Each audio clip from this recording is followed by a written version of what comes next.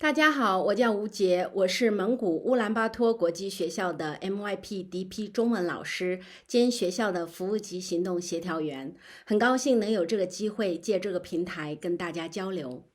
我们学校是蒙古国第一所国际学校，并于2004年获得了 PYP、MYP 和 DP 3个 IB 项目的授权许可。到2022年8月，学校已经创校30年了。我们学校也是蒙古国拥有最多多元背景学生的国际学校，学生群体由来自25个不同国家和地区的学生组成。MYP 学习方法，也就是 ATL， 跟我们学校的使命的连接还是挺强的。我们学校的使命是大家一起合作来帮助每个学习者挖掘他们独特的潜力，并能在蒙古及之外的世界有目的性的采取可持续性行动。为了达到这样一个使命，学生需要运用到的技能就包括所有学习方法里面提到的技能，像思考技能、社交技能、沟通技能、自我管理技能和研究技能。在中学项目里，学习方法这一块无疑是很重要的，因为它培养学生怎样学习的能力。培养学生成为自我规范和有内驱力的学习者，这些都是学生在一个探究型和概念驱动型学习项目里成功的必备要素。另外，学习方法也为所有的老师和学生提供了一个反思和讨论学习过程的通用语言。对于很多老师来说，自然而然地把学习方法融入到日常教学活动中去是一个挑战。困难在于很难把学习方法跟学科内容连接起来，以及觉得很难平衡学科内容教授和学习方法培养之间的时间分配。而对于学校领导来说，如何让老师们理解学习方法在学习体验里的重要性和让每个人都积极参与进来是最大的挑战，因为这意味着意识和思考角度的转换。学校领导需要把教师从教授学习方法是额外的工作这样一种想法中解放出来。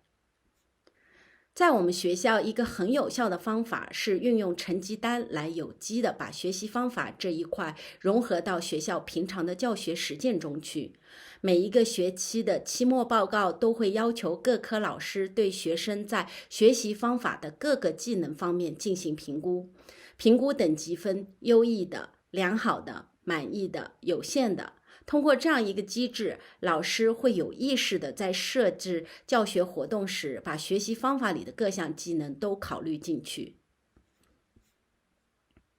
这样一个机制的成功，需要教师们对学习方法、对评估学习方法的标准，以及对怎样有意义的把学习方法和教学活动有机的融合有良好的理解。这就需要各种针对学习方法的工作坊、培训以及校内的老师的协作对话，并为各科老师提供有效的教学工具。另外一个很重要的点就是，这个机制需要给予各部门和各学科在评判标准的划定时一个比较大的和灵活的空间。毕竟在对各项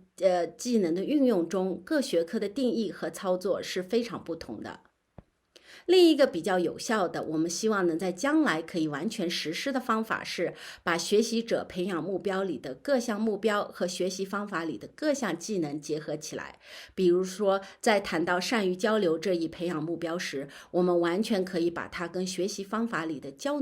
流技能结合起来，并做一些相应的活动。我们学校目前的中学项目班会机制正在做这一尝试，在将来我们希望能把项目贯穿小学部、中学部和高中部，致力于形成注重学习方法的校内文化。我觉得把学习方法加进成绩单汇报项目里，就是一个很有效的把学习方法变成学校文化一部分的一个方法。另外，我们现在尝试的在班会项目里把学习方法和培养目标。我觉得把学习方法加进成绩单汇报项目里，就是一个很有效的把学习方法变成学校文化一部分的一个方法。另外，我们现在尝试的在班会项目里把学习方法和培养目标有机融合起来讲解，也是一个文化形成的过程。让学习方法融合成学校文化的一部分，而不是游离于日常教学之外的额外工作，非常重要。因为我们在做的是全人教育，培养的是终身学习者和世界未来的领导者。这样的教育理念需要教育者们考虑什么样的技能是终身学习者需要的，是可以让他们在21世纪的激烈竞争中立于不败之地，并成为社区领导者。当然，这样的文化也能让老师们认识到学习方法的重要性，并积极运用起来。作为一个国际学校，老师总是来来去去，所以把学习方法融合到老师的思维方式里面去，一直是一个进行式，从来没有一个一劳永逸的方法。我们会花很多时间，通过工作坊和校内培训，让老师重新理解学习方法，以及通过老师之间的协作，把学习方法和各科目的学习目标协调一致。另外一个挑战就是学习方法里的每一项技能都有对应的能比较自然的产生连接的科目，科目老师自然而然的就会从那个技能开始进行融合，这也是我们鼓励的。但是到了后阶段，我们一定要鼓励老师在各自的科目里能全面的运用到各项技能。最后一个挑战就是怎样加强在学习方法这一块的纵向协作。如果想要形成一个校内文化，我们必须让所有人都参与进来。另外，我相信这样一种纵向协作也会带来意想不到的创造力。我的建议就是老师及学生，我们需要把每个学校都打造成一个学习型组织。虽然学校是一个学习的地方，但并不意味着它就是一个学习型组织。学习型组织要求里面的员工，也就是老师，都是终身学习者。作为老师的你，如果一直都在不停学习，把自己放到一个学习者的位置，你就会很清楚一个成功的学习经历会需要哪些技能，为什么会需要这些技能。只有你自己理解了，你才能在设计教学活动时有意识地把学习方法考虑进去。最后，对学习方法好处的总结。从以学生为中心的角度来说，最终我们需要培养的是一个终身学习者。学习方法提供给学生的技能是可以让他们在离开学校后能继续保持一种高效的学习能力。这些能力不仅能帮助他们在学业上的成功，也会对他们将来生活的方方面面产生积极的影响。谢谢。